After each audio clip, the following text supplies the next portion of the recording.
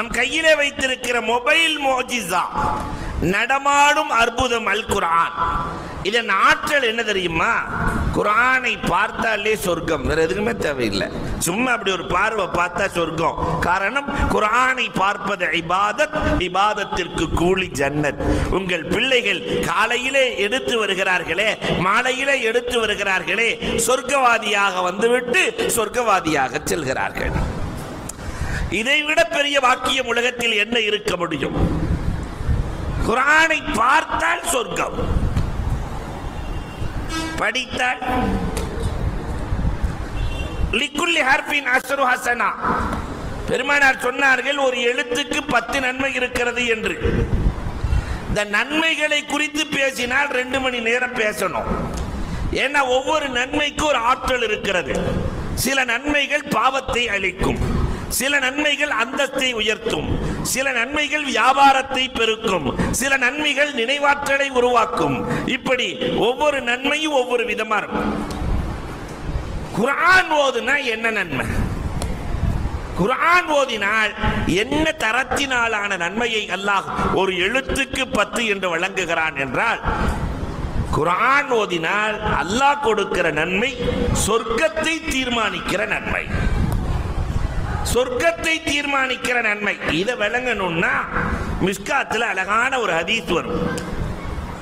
நாளைக்கு அல்லாஹ் மறுமையிலே அடுக்குமாடிகளை கட்டி வைத்திருக்கிறான். அதற்கு பெயர் ஆராஃப். ஆராஃப், சூரத்துல் ஆராஃப் என்று ஒரு சூறாவும் இருக்கிறது. அந்த அடுக்குமாடியில் யார் இருப்பார்கள் தெரியுமா? நன்மை பாதி தீமை பாதி செய்தவர்கள். 50-50%. நன்மையும் பாதி தீமையும் பாதி. இவரை சொர்க்கமும் இவரை அனுப்ப முடியாது, நரகத்திற்கும் அனுப்ப முடியாது. ஒரு நன்மை கிடைத்தால் இவருக்கு சொர்க்கம் கிடைத்துவிடும். இந்த நன்மை, சொர்க்கத்தை தீர்மானிக்கிற இந்த நன்மை ஒரு எழுத்துக்கு 10 குர்ஆனுக்கு மட்டும் சொந்தம். சொர்க்கத்தை தீர்மானிக்கிற நன்மை. அந்த ஹதீஸ் தொடர்கிறது. ஒருத்தட்ட ஒரே ஒரு நன்மை தான் இருக்கும், நரகவாசியின் முடிவாயிடும். நரகத்திற்கு அழைத்து செல்லுங்கள் என்று சொல்லுகிற போது ஒரு நன்மையை வைத்துக் கொண்டு நாம் ஏன் செல்ல வேண்டும்? யாருக்காவது தர்மம் செய்து விடலாம் என்று எண்ணி ஒரு நன்மையை நான் தர்மம் செய்கிறேன் என்று சொல்ல அடுக்குமாடியில் இருக்கிற அத்தனை கோடி பேர்களும் ஓடி வருவார்கள். எனக்கு எனக்கு எனக்கு என்பார்கள். யாரோ ஒருவருக்கு இவர் கொடுத்து விடுவார், சொர்க்கவாசி ஆயிடுவார். அல்லாஹ் ரப்பல் ஆலமீன் கேட்பான், இந்த இடத்தில் தர்மம் செய்தவன் யாரடா? இந்த இடத்துல தர்மம் செஞ்சது யார்? அதனால நாம முடிவு செஞ்சிடக்கூடாது, அந்த ஆளா நாம இருக்கலாம்னு. வாழ்க்கை ஃபுல்லா எல்லாத்தையும் செஞ்சுட்டு இல்லையா, ஒரு நன்மை செஞ்சா போதும். ذَلِكَ فَضْلُ اللَّهِ. அல்லாஹ் நாடியவர்களுக்கு அதை வழங்குவான். அன்புக்குரியவர்களே, ஒரு எழுத்துக்கு 10 நன்மை, சொர்க்கத்தை தீர்மானிக்கிற நன்மை குர்ஆனை ஓதினால் என்றால், நாம பிள்ளைகள் காலையில வந்து மாலை வரை அவர்கள் ஓதுகிற எழுத்துக்கள் எத்தனை? ஒரு 1000 எழுத்து ஓதுனாங்கன்னா 1000 பெருக்கள் 10, 10,000 நன்மைகள் இல்லையா? அல்லாஹ் ரப்பல் ஆலமீன் ரொம்ப அழகாக கொடுத்து விடுகிறானே. வீடுகளிலும் குர்ஆன் ஓதுகிற பழக்கம், இளைஞர்களிடத்திலே குர்ஆன் ஓதுகிற பழக்கம் இன்றைக்கு இல்லாமலே போய்விட்டது. பெரியவர்கள், குர்ஆன் ஓத தெரியாத பெரியவர்கள் நிறைய பேர்கள் நம் சமூகத்தில் இருக்கிறார்கள். எங்க சேலத்தில் ஒரு கணக்கெடுப்பு இந்த மாதிரி கூட்டம் நடக்கும் போது குர்ஆன் ஓத தெரியாத இளைஞர்கள் எத்தனை பேர், பெரியவர்கள் எத்தனை பேர் என்று கேட்டால் 70% பேர்களுக்கு ஓத தெரியவில்லை. வந்திருக்கிற 100 பேர்ல 70 பேர் ஓத தெரியாதவர்கள். கவலைப்படுங்கள், ஓத வேண்டும் என்று கவலைப்படுங்கள். ஒரு அபரார் ஹஜ்ரத்தின் கவலை இன்றைக்கு இவ்வளவு பெரிய கூட்டத்தை ஏற்பாடு செய்திருக்கிறது. ஓத தெரியவில்லை என்று கவலைப்படுங்கள். கவலைக்கு உருவாக்க தெரியும். அப்துல்லாஹே ஷர்ஹபீல் என்று ஒரு பெரிய மனுஷன் இருந்தார்.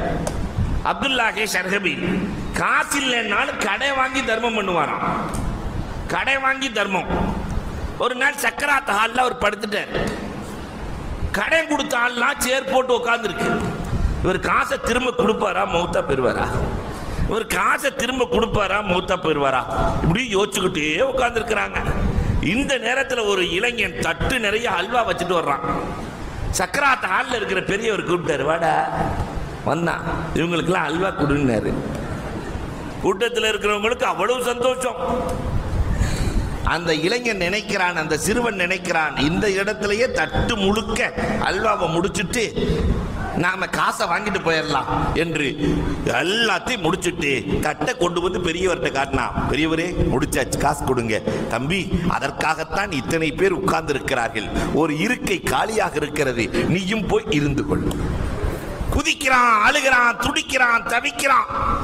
பெரியவரே, இதை வச்சுதான் நாங்களே வாழ்றோம், என் குடும்பம் நடுத்தருவுக்கு வந்துடும், முடியாது முடியாது என்று புலம்புகிறான். இந்த நேரத்திலே ஒரு பெரியவர் வருகிறார், பணமுடிப்பை கொடுத்தார். எல்லோருக்கும் பணம் கொடுக்கப்பட்டது, அந்த சிறுவனுக்கும் பணம் கொடுக்கப்படுகிறது. அதுல ஒருத்தர் கேட்டார், என்னங்க நாடகம், நாங்கெல்லாம் உட்கார்ந்து இருக்கும் போது காசு வரல, திடீர்னு காசு வந்துச்சு, என்னன்னு கேட்க அந்த பெரியவர் சொன்னார், நீங்கள் எல்லாம் பணத்தை கொடுத்து விட்டு கவலைப்படவில்லை, அந்த சிறுவன் கவலைப்பட்டதால் அவனுக்கும் பயன், மற்றவர்களுக்கும் பயன். இன்றைக்கு இந்த பள்ளி இருக்கிறது என்றால் யாரோ ஒருவரின் கவலை, அதனால் அவர்களுக்கும் பயன், மற்றவர்களுக்கும் பயன். ஒரு பள்ளிக்கூடம் நடக்கிறது என்றால் யாரோ ஒருவரின் கவலை, அவர்களுக்கும் பயன், மற்றவர்களுக்கும் பயன். ஒரு குடும்பம் சீராக நடக்க வேண்டுமானால் யாரோ ஒருவரின் கவலை, அதனால் அவர்களுக்கும் பயன், மற்றவர்களுக்கும் பயன். ஓதத் தெரியவில்லையே என்று கவலைப்படுங்கள். இந்த கவலை பெரிய மதரசா ஜாமியாவை கூட உருவாக்கிவிடும். கவலைக்கு அவ்வளவு பெரிய ஆற்றல். குர்ஆன் ஓதியோ தீர வேண்டும் இன்ஷா அல்லாஹ். அடுத்து வரும்போது அப்ரார் ஹஜ்ரத் அவர்களே, இந்த மஹல்லாவில் 100% குர்ஆன் ஓத தெரிந்தவர்கள் மட்டும் இருக்க வேண்டும். அப்ப எல்லோருக்கும் குர்ஆன், எல்லோருக்கும் குர்ஆன். இது நடக்குமான்லாம் கேட்காதீங்க. ஒரு 10 வருஷ உழைப்பு. இன்றைக்கு இளையாங்குடியில ஒரு பெண்மணி, யாஸ்மின் ஆலிமா, பேரே சொல்றேன், ஒரு யாஸ்மின் ஆலிமா முயற்சி செய்தார்கள். அந்த ஊர் முழுக்க பர்தாவே கிடையாது, புர்கா. புர்கா வந்தது. குர்ஆன் ஓத தெரியாத ஒருவர் கூட அந்த ஊரில் இல்லை. ஒரு பெண் உருவாக்குகிறார் என்றால் ஏன் நம்மால் முடியாதா? நம்முடைய மஹல்லாவில் இருக்கிற இமாம்களால் முடியாதா? அதனால பெரம்பலூர்ல குர்ஆன் ஓத தெரியாத ஒருவர் கூட இல்லை என்ற நிலை உருவாக வேண்டும். அல்லாஹ் ரப்பல் ஆலமீன் கபூல் செய்தருள்வானாக. மூன்றாவதாக, குர்ஆனை சிந்தித்தால் தஃபக்குரு ஸாஅத்தின் கைரும் மின் இபாதத்தி ஸனா. கொஞ்ச நேரம் குர்ஆனை சிந்திப்பது ஓராண்டு வணக்கத்தை விட மேலானது. கொஞ்ச நேர குர்ஆன். இளைஞர்களே, குர்ஆனை சிந்திக்கிற கூட்டம் இன்றைக்கு அதிகரித்து வருகிறது. குர்ஆனுக்குள் இல்லாதது எதுவுமே இல்லை. குர்ஆனை சிந்தித்ததால் அலி ரலியல்லாஹு தஆலா ஆக அறிவாளியாக மாறினார்கள். எதை சிந்திச்சதுனால? குர்ஆனின் சிந்தனை. எந்த அளவுக்கு மாறிட்டாங்கன்னா, ஜிப்ராயில் அலைஹிஸ்ஸலாமே மாறு வேடத்தில் அலி ரலியல்லாஹு இடத்திலே வந்தாராம். ஜிப்ராயில் மாறு வேடத்தில் வந்து அலி ரலியல்லாஹு இடத்திலே கேட்டாராம், அலியே, ஜிப்ராயிலை கண்டுபிடித்து கொடுக்க வேண்டும், அவர் எங்கே இருக்கிறார்? இப்படி ஒருத்தர் வந்து என்கிட்ட கேட்டார்னு வச்சுக்கோங்க, ஹஜ்ரத், நீங்க நாடு நாடா ஊடு ஊரா போய் பயான் பண்றீங்க, ஜிப்ராயில் அலைஹிஸ்ஸலாம் எங்க இருக்காருன்னு கொஞ்சம் கண்டுபிடிச்சு சொல்லுங்கண்டா. நாம என்ன செய்வோம்? நேற்று வரைக்கும் ஆஜியார் நல்லா தானே இருந்தாரு, இன்னைக்கு என்ன திடீர்னு இப்படி ஜிப்ராயிலை கண்டுபிடிக்க கிளம்பிட்டாரு என்று சொல்லிவிடுவோம். அலி ரலியல்லாஹு தஆலா விடத்திலே வந்ததே ஜிப்ராயில். அவர் வந்து கேட்கிறார், ஜிப்ராயில் எங்கே இருக்கிறார், கண்டுபிடித்து சொல்ல வேண்டும். அலி ரலியல்லாஹு அப்படி மேலே பார்த்தாங்க, வலது பக்கம் இடது பக்கம் முன்னாடி பின்னாடி அப்படி ஒரு ரவுண்ட் அடிச்சுட்டு சொன்னாங்களாம், அலி ரலியல்லாஹு, ஒன்று நீ ஜிப்ராயிலாக இருக்க வேண்டும் அல்லது நான் ஜிப்ராயிலாக இருக்க வேண்டும். உறுதியா நான் இல்லை, அதனால நீ தான். நாங்க இவ்வளவு ஆற்றல் அல்லாஹ் ரப்பல் ஆலமீன் தானே கொடுத்தான். அன்பிற்குரியவர்களே, அலி ரலியல்லாஹு போட்ட கணக்க இன்னைக்கு சினிமா துறை எடுத்துக்கொண்டது. அவங்க எடுத்து பேசுறான். 3 பேரு அலியுன் கரமல்லாஹு வஜஹு அன்னவர்களிடத்திலே ஒருத்தர் வந்து கேட்கிறார், எங்க அத்தா மௌத்தா போகும்போது 3 பேத்துக்கு 17 ஒட்டகத்தை பிரிச்சு கொடுக்க சொல்லி இருக்கிறார். எங்க அத்தா மௌத்தா போகும்போது 17 ஒட்டகத்தை 3 பேத்துக்கு பிரிச்சு கொடுக்க சொல்லி இருக்காரு. ஒருத்தருக்கு பாதி கொடுக்க சொல்லிட்டாரு, 17ல பாதி கொடுக்க முடியுமா? இன்னொருத்தருக்கு 17ல 3ல 1 கொடுக்க சொல்லி இருக்கிறார். இன்னொருத்தருக்கு 17ல 9ல ஒன்று கொடுக்க சொல்லி இருக்கிறாரு. அலியை எப்படி பிரிச்சு கொடுக்கறதுன்னு கேட்டாங்க. நாம கொஞ்சம் யோசிச்சு பாருங்க. ஒட்டகத்தை வெட்டாம கொல்லாம கரெக்டா பிரிச்சு கொடுக்கணும். எப்படி பிரிச்சு கொடுக்கறது? அலி ரலியல்லாஹு கேட்ட உடனே நம்மள்ட்ட இப்படி ஒரு கேள்வியை கேட்டா நாம என்ன செய்வோம்? ஏதாவது ஒரு அஜரத்தை கையை காட்டி அங்க போய் கேட்டுக்கங்க, அங்க ஃபத்வா கொடுப்பாங்க, அங்க போய் கேட்டுக்கங்க, அங்க போய் கேட்டுக்கங்க, இப்படி போயிட்டே இருக்க வேண்டியதா அவரு. ஆனா அலி ரலியல்லாஹு தஆலா சொன்னார்கள், அப்படியா என்னுடைய ஒட்டகத்தையும் வைத்துக்கொள், மொத்தம் 18 வச்சுக்கோ. 18ல பாதி எவ்வளவுங்க? நீங்க தான் சொல்லணும். 18ல பாதி எவ்வளவு? 9 ஒட்டகம் முத ஆளுக்கு கொடுத்துருங்க. 18ல 3ல 1, 18 3ஆல வகுத்தா எத்தனை வரும்? 6. ரெண்டாவது ஆளுக்கு கொடுத்துருங்க. 18ல 9ல 1, 18 9ஆல வகுத்தா எத்தனை வரும்? 2. அத மூணாவது ஆளுக்கு கொடுத்துருங்க. எல்லாம் கொடுத்தாச்சு. கூட்டி பாருங்க. முத ஆளுக்கு 9, ரெண்டாவது ஆளுக்கு 6, 9 6 15, மூணாவது ஆளுக்கு 2 17. ஏன் ஒட்டகத்தை கொடுங்கன்னு வாங்கிட்டு சலாம் அலைக்கும் போட்டு போயிட்டாங்க. 17ஐ மிகச்சரியாக பிரித்து கொடுத்த அற்புதமான தீர்ப்பாளர் அலி எங்கிருந்து இதை கற்றுக்கொண்டார்கள் என்றால் குர்ஆனுக்குள் இருந்துதான். 1லிருந்து 10 வரை எந்த எண்ணால் வகுத்தாலும் வகுபட வேண்டும். மீதி சைபர் தான் வரணும். எந்த எண்ணால் வகுத்தாலும் வகுபட வேண்டும். அப்படி ஒரு எண்ணை சொல்லுங்கள் என்று அலி ரலியல்லாஹு இடத்துல ரோட்ல போகும்போது கேட்க அலி ரலியல்லாஹு கேட்டாங்களா, ஹிசாபே சகீர் அம் ஹிசாபே கபீர் நாங்களாம். பெரிய கணக்கா சொல்லட்டுமா சின்ன கணக்கா சொல்லட்டுமா நாங்களாம். இன்னைக்கு இல்லையா இன்ஜினியர்கள் அசந்து போயிடணும். பெரிய கணக்கா, சரி கொஞ்சம் பெரிய கணக்கா தான் சொல்லுங்களே என்று சொல்ல 75,600 நாங்க. இது எந்த எண்ணால வகுத்தாலும் வகுப்படும். கேட்டவர் சட்டுன்னு கேட்டார், அப்ப சின்ன கணக்கா சொல்லுங்களேன். அல்ஃபானி ஹம்சமியா வைஸ்ரீன் 2520 நாங்க. இதுவும் எந்த எண்ணால் வகுத்தாலும் வகுப்படும். அல்லாஹு அக்பர். இதை எப்படி கண்டுபிடித்தீர்கள்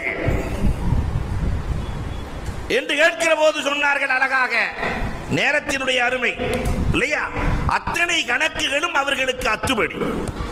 குர்ஆனில் இருந்து அலி ரலியல்லாஹு கல்விஞானத்தை எடுத்து தஃபக்குரு ஸஆ கொஞ்ச நேர சிந்தனை ஓராண்டு வணக்கத்தை விட மேல் என்ற காரணத்தினால் அள்ளி அள்ளி இந்த சமூகத்திற்கு கொடுக்கிறார்கள். இன்னும் இந்த சமூகம் குர்ஆன் குறித்து ஆய்வு செய்யவே இல்லை. அல்லாஹு அக்பர். ஒரு சின்ன பையன் ஆய்வு செஞ்சான் குர்ஆன் குறித்து. சின்ன குழந்தை 9 வயது சிறுவன் ஆய்வு செய்தான். வரலாறு பேசுகிறது. ஆனால் இன்னைக்கு நாம ஆய்வு செய்யவே முன்வரவில்லை. அந்த சின்ன பையன் ஹஜ்ஜாஜ் இப்னு யூசுப் அரண்மனையில் உட்கார்ந்துருக்கிறாரு. 9 வயது சிறுவன் உள்ள வர்றான். அத்தத்தஹிதுன மசானி அல்லக்கும் தஹ்லுதூன். என்ன ஹஜ்ஜாஜ், இந்த அரியணையில் இருக்கிறாயே நிரந்தரமா இருக்கலாம்னு நீ நினைச்சிட்டியா? பக்கத்துல தான் கபரஸ்தான் இருக்கு. உங்க பாவா இங்கதான் உட்கார்ந்து இருந்தாரு, அங்க போயிட்டாரு. உங்க பாவோட அத்தா இங்கதான் உட்கார்ந்து இருந்தாரு, அங்க போயிட்டாரு. ஒரு நாள் நீயும் அங்கதான் போகணும், ஜாக்கிரதை என்று அந்த 9 வயசு சிறுவன் சொன்ன உடனே ஹஜ்ஜாஜ் இப்னு யூசுப், என்ன நினைவாற்றல் இந்த சிறுவனுக்கு, என்ன நினைவாற்றல் என்று எண்ணி, தம்பி ஹஃபில்தல் குர்ஆன், ஹஃபில் என்ற பாதுகாத்தல் அர்த்தம், குர்ஆனை பாதுகாத்து வைத்திருக்கிறாயா என்று கேட்கிற போது அந்த சிறுவன் சிரிக்கிறான். அது என்ன அழிந்தா போய்விட்டது பாதுகாப்பதற்கு, ஏற்கனவே பாதுகாப்பாத்தானே இருக்குன்னா. அடுத்த வார்த்தையை போட்டாரு, எப்பா அப்ப ஜமாஅத்துல் குர்ஆன், குர்ஆனை ஒன்று சேர்த்து சொல்லுகிறாயா? என்ன பிரிந்தா கிடக்கிறது, ஒன்னா தானே இருக்கு, பிறகு என்ன பேசுகிறாய்? என்னடா எதை கேட்டாலும் பதில் சொல்ற? அப்ப ஹக்கம்துல் குர்ஆன், குர்ஆனை வைத்து தீர்ப்பு சொல்லுகிறாயா? ஏற்கனவே தீர்ப்பாத்தானே இருக்கு, நான் என்ன சொல்றதுக்குன்ட்டான். அப்ப இஸ்தல்ஹல் குர்ஆன், குர்ஆனை நீ வெளிப்படுத்துகிறாயா? நஊது பில்லாஹ், அது என்ன முதுகுக்கு பின்னாலா இருக்கிறது நான் வெளிப்படுத்த, அது வெளிப்படையாத்தானே இருக்குன்ட்டான். என்ன சொன்னாலும் பேசுறானே. தம்பி நீயே சொல்ற, என்ன வார்த்தையை நான் சொல்றது? 9 வயது சிறுவன் பேசுகிறான் என்றால் குர்ஆனுக்குள் எவ்வளவு ஆய்வு இருந்திருக்க வேண்டும். தம்பி நீயே சொல்ற. அப்ப அவ்ஐத்தல் குர்ஆன், வா என்றால் பாத்திரத்தில் தேக்கி வைத்தல். ஹஜ்ஜாஜ், குர்ஆனின் ஆழம் எவ்வளவு? ஹஜ்ஜாஜ், குர்ஆனின் ஆழம் எவ்வளவு? குர்ஆனுடைய ஆழத்தை யாராவது சொல்ல முடியுமா? கடலின் ஆழத்தை விட ஆழமானது. ஹஜ்ஜாஜ், உள்ளத்தின் ஆழம் எவ்வளவுன்னு கேட்டான். உள்ளத்தின் ஆழம் எவ்வளவு? ஒவ்வொரு பொருளையும் வைப்பதற்கு ஒரு இடம் இருக்கிறது இல்லையா? முட்டையை எங்க வைப்போம்? அட்டையில வைப்போம், தட்டையில வைப்போம், எதுலயும் ஒண்ணு மசாலா ஜாமான அதுக்குரிய பொருள்ல வைப்போம், நகைய லாக்கர்ல வைப்போம். ஒவ்வொரு பொருளுக்கும் ஒரு இடம் இருக்கிறது. அல்லாஹ் குர்ஆனை வைத்திருக்கிற இடம் உள்ளம். உள்ளம் அளக்க முடியாத ஆழம் கொண்ட உள்ளத்தில் அளக்க முடியாத குர்ஆனை எவ்வளவு தேக்கி வைத்திருக்கிறாய் என்று கேள் ஹஜ்ஜாஜ். ஹஜ்ஜாஜ் ஆடி போயிட்டான். தம்பி இவ்வளவு ஞானமா? குர்ஆனிலேயே பிரம்மாண்டமான வசனம் எது? யோசிக்கவே இல்லை. ஆயத்துல் குர்சி, அதிலே அல்லாஹ் 50 வார்த்தைகளை வைத்திருக்கிறான். ஃபீ குல்லி கலிமத்தின் 50 பரக்கா, ஒவ்வொரு வார்த்தைக்குள்ளும் 50 பரக்கத் வைத்திருக்கிறான். ஆயத்துல் குர்சியில 50 பெருக்கல் 50 எவ்வளவு ஆச்சு? 2500 பரக்கத்தை மொத்தமாக அதற்குள்ளே ரப்புல் ஆலமீன் வைத்திருக்கிறார். வரிசையா வருது. கடைசியில தம்பி சொர்க்கவாசிக்கு உதாரணம் சொல்ல முடியுமா? உலகத்துல சொர்க்கவாசி சாப்பிடுவார்கள், குடிப்பார்கள், மலம் ஜலம் கழிக்க மாட்டார்கள். சொர்க்கத்துல கக்கூஸ் இருக்காது. சாப்பிடுவார்கள், குடிப்பார்கள், மலம் ஜலம் கழிக்க மாட்டார்கள். அப்படி ஒரு உதாரணத்தை பூமியில் காட்ட முடியுமா? சின்ன பையன் சொன்னா வயிற்றில் வளர்கிற குழந்தை சாப்பிடும், குடிக்கும், மலம் ஜலம் கழிக்காது. 9 வயது சிறுவன் ஆய்வு செய்து சொன்னானே, அந்த ஆய்வுகள் தான் இன்றைக்கு மதரசாக்களில் கற்றுக் கொடுக்கப்படுகிறது. அதனால நம்முடைய வீட்டில் இருக்கிற எல்லா பிள்ளைகளும் மதரசாவுக்கு வர வேண்டும். ஆலிம்சா பொறுப்பு, நிர்வாகிக்க பொறுப்பெல்லாம் இல்லை. இளவல்களே தமிழ்நாட்டில் நிறைய ஓர நான் சொல்ல முடியும். இந்த இளைஞர்கள் ஒன்று சேர்றாங்க, வீட்டில் இருக்கிற எல்லா வீட்டு கதவையும் சுபுகு நேரத்தில் தட்டி பிள்ளைகளை மதரசாவுக்கு அனுப்புங்க, பிள்ளைகளை மதரசாவுக்கு அனுப்புங்க, பிள்ளைகளை மதரசாவுக்கு அனுப்புங்க. நீங்கள் எழுதி வைத்துக் கொள்ளுங்கள், ஓராண்டு தட்டுங்கள், இந்த மஹல்லாவில் ஒருவர் கூட ஓத தெரியாதவர் இருக்க மாட்டார். இளைஞர்களினுடைய பணி இது. தானும் சுபுகு தொழுத மாதிரி ஆயிடும், அந்த பிள்ளைகளும் ஓதுன மாதிரி ஆயிடும். நம்மள 4 பேர் திட்டுவான், இவங்களுக்கு பொழப்பே இல்லை வந்து தட்டுறான்னு கேட்டு. திட்ட நன்மை தான். குர்ஆனுக்குள்ள இருக்கிற ஷைத்தான் பேரை ஓதுனாலும் 50 நன்மை இல்லையா? அப்ப திட்ட நன்மை தான், கவலைப்பட தேவையில்லை. அல்லாஹு அக்பர்.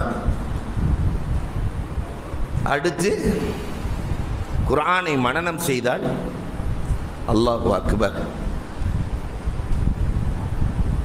10 நரகவாசிகள். இன்னைக்கு இருக்கக்கூடிய ஒரு சிறைச்சாலையில் இருக்கிற கைதியை நம்மளால விடுதலை செய்ய முடியுமா? சிறை கைதியை விடுதலை செய்ய வேண்டுமானால் கவர்னர் மட்டும்தான். அப்ப கவர்னரை விட பெரிய ஆளுன்னு பெருமானார் சொல்லுகிறார்கள். நம்மால யாருன்னா ஹாஃபிலுல் குர்ஆன். சமுதாயத்திலே ஆக உயர்ந்த போஸ்ட் என்ன போஸ்டுங்க? Governor post. அதை விட உயர்ந்தவர் ஹாஃபிதுல் குர்ஆன். அவர் சிறைச்சாலையில் இருக்கிற ஒருவரை விடுதலை செய்யலாம், ஆனால் இவர் நரகத்திற்குள் இருக்கிற 10 பேர்களை விடுதலை செய்யலாம். அவ்வளவு ஆற்றல் அல்லாஹ் ரப்பல் ஆலமீன் குர்ஆனுக்குள் ஹாஃபிதுக்குள் வைத்திருக்கிறான். வீட்டில் இருக்கிற ஒவ்வொருத்தரும் தன்னுடைய பேரப்பிள்ளை, தன்னுடைய பிள்ளைகள் யாராவது ஒருத்தர் ஹாஃபிதாக வேண்டாமா? ஒரு அற்புதமான ஹாஃபிலை நீங்கள் இமாமாக பெற்றிருக்கிறீர்கள். உருவாக்கும் திறன் படைத்தவரை பெற்றிருக்கிறீர்கள். ஹாஃபில் உருவாக வேண்டும். உங்களுக்கு வரலாறு தெரியுமா அன்புக்குரியவர்களே?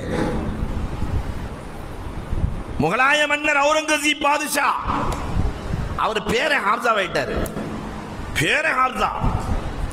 இளவரசர் வந்து சொல்லுகிறார், அவுரங்கசீப் அவர்களே, எங்க வாப்பா குர்ஆன் மேல உங்களுக்கு அவ்வளவு அக்கறை, தினமும் குர்ஆன் ஓதாம நீ இருந்ததே இல்லை, உங்க பேரை ஹாஃபிஸா வைத்தாரு, உங்க பேரை ஹாஃபிஸா வைத்தாரு. கொஞ்சம் கூட முகத்துல சிரிப்பு இல்லை. ஒரு வாரம் கழிச்சு வர்றாரு, உங்க பேரை ஹாஃபிஸா வைத்தாரு, சிரிப்பே இல்ல. மீண்டும் வருகிறார் 3வது முறை, பேரப்புள்ள ஹாஃபிஸா வைத்தாருன்னு சொல்றேன், அவ்வளவு அற்புதமான செய்தியை சொல்லுகிறேன், உங்க முகத்துல சிரிப்பே இல்லையே, கவலையாக இருக்கிறீர்களே. பேரை ஹாஃபிஸா பண்ணதுனால எனக்கு என்னப்பா பிரயோஜனம்னு கேட்டாங்க. நாளை மறுமையில அல்லாஹ் உன்னையத்தான் கௌரவப்படுத்துவான். ஹாஃபிஸாவின் தகப்பன் எங்கே என்று கேட்பானே தவிர ஹாஃபிஸாவின் தாத்தா எங்கே என்று அல்லாஹ் கேட்க மாட்டான். ஹாஃபிஸாவின் தகப்பன் எங்கே என்று கேட்டு தங்கத்தாலான கிரீடத்தை வைத்து அல்லாஹ் ஹாஃபிலுல் குர்ஆனினுடைய தகப்பனை தங்க கிரீடம் வைத்து கௌரவப்படுத்துவான். தங்க கிரீடம் காட்ட உன்ன. அவுரங்கசீப் பாதுஷாவினுடைய மகனார் அரண்மனையிலிருந்து இறங்கினார். 2 வருஷம் வரவே இல்லை. மீண்டும் வருகிறார். சொன்னார், வாப்பா நானும் ஹாஃபிதுல் குர்ஆனாக மாறிவிட்டேன், நானும் ஹாஃபிலாக மாறிவிட்டேன். ஊர் முழுக்க விருந்து கொடுத்தார்களாம் அவுரங்கசீப். நான் கொடுக்கிற இந்த கண்ணியத்தை விட என் ரப்பு எனக்கு கொடுக்கிற கண்ணியம் மேல். அப்ப ஹாஃபில் ஆக்கலாமா? இந்த மஹல்லாவுல ஹிப்ஸ் மதரசா இல்லையா உருவானது இன்னைக்கு லாக்டவுனால் தோய்ந்து போய் இருக்கிறது, மீண்டும் மிளிர வேண்டும். அல்லாஹ் கபூல் செய்தருள்வானாக. அஞ்சாவதாக இதுக்காக பொருளாதாரம் செலவழித்தல்.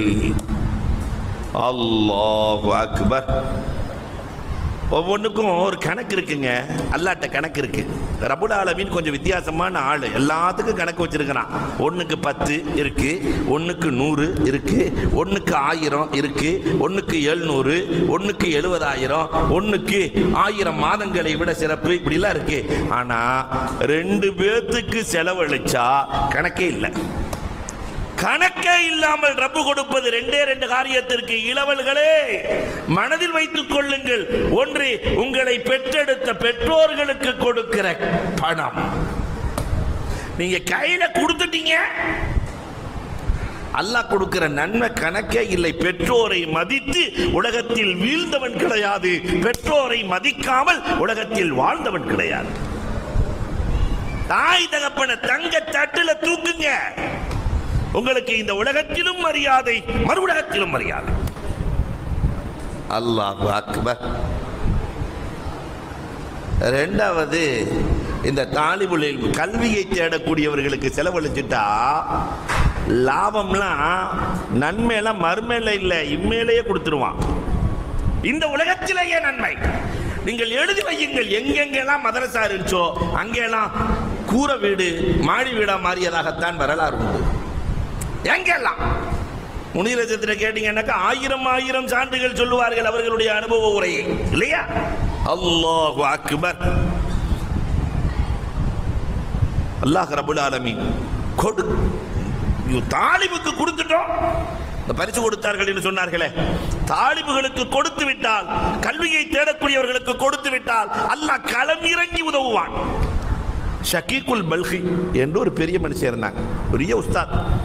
கடுமையான பசி, மனைவி மக்கள்லாம் சாப்பிடாம ஒதுக்கி அவருக்கு காசு, அவருக்கு உணவு கொடுத்தாங்களாம். மனைவி கொண்டு வந்து கொடுக்குறாங்க, நீங்க சாப்பிடுங்க கணவனுக்கு.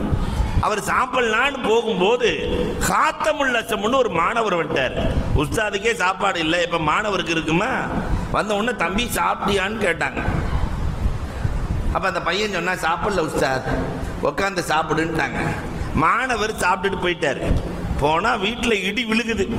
உங்களுக்கு நாங்க எங்க சாப்பாட்டை கொடுத்தா நீங்க பையனுக்கு கொடுத்து அனுப்பிச்சிட்டீங்க என்று வீட்டுல இடி விழுகுது, மழை பெய்யுது எல்லாம்.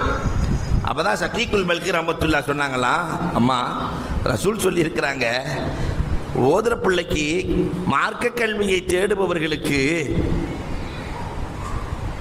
உதவி செய்தால் அல்லாஹ் தாமிதமில்லாமல் உதவி செய்வான் என்று ரசூல் சொல்லி இருக்கிறார்கள்.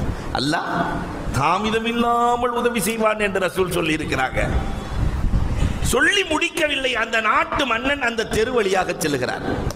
கடுமையான தாகம், தண்ணி கிடைக்குமான்னு கேட்டாரு. பக்கத்துல தான் ஷகீகுல் பல்கி ரஹ்மத்துல்லாஹ்வுடைய வீடு. போய் தண்ணியை கொண்டு வர்றாங்க, தண்ணியை குடிக்கிறாரு.